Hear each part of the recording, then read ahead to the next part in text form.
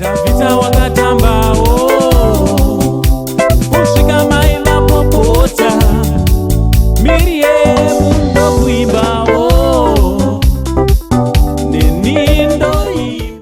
Vazukuru kandoda ndikudze chokwadi gore rinoerika 2021 ka taifunga kuti gore rinoeri zvinhu zvedu zvichatanga zviri right zvakarongeka but 2021 atiomesera vazukuru.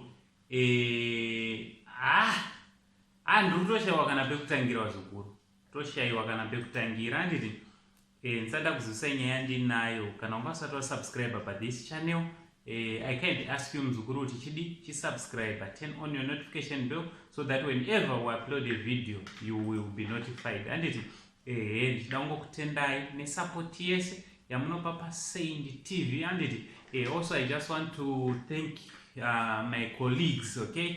My colleagues including Depesh. He always watches our videos, though he doesn't understand our native language. Thank you very much. Thank you very much, my friend. Thank you so much. Okay, so vazukuru nyaya ndauya nayo panapa tine rufu rwatasangana narwo zvakare. Zvinhu zvakaoma vazukuru kuramba tongoanaunsa rufu zuva rimwe nerimwe. Zvinhu zvinorwadza. Tasangana nematambudziko pakati pedu, tafukidzirwa zvakare negore dema. Baba vekuzvara Amosi Maendere, baba vekuzvara Minister Michael Maendere vatisiya vazukuru. Chinova chinhu chinorwadza.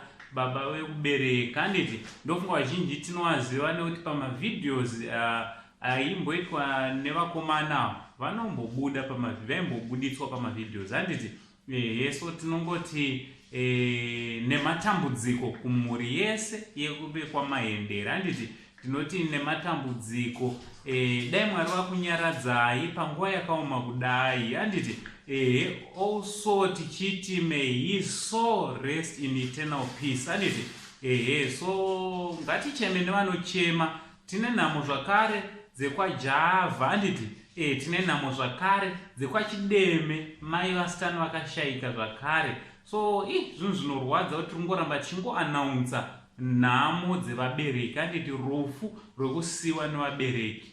Dai mweya yavo yazorora nerugare, tichiti nematambudziko kumhuri dzese dzakasiyiwa nevabereki.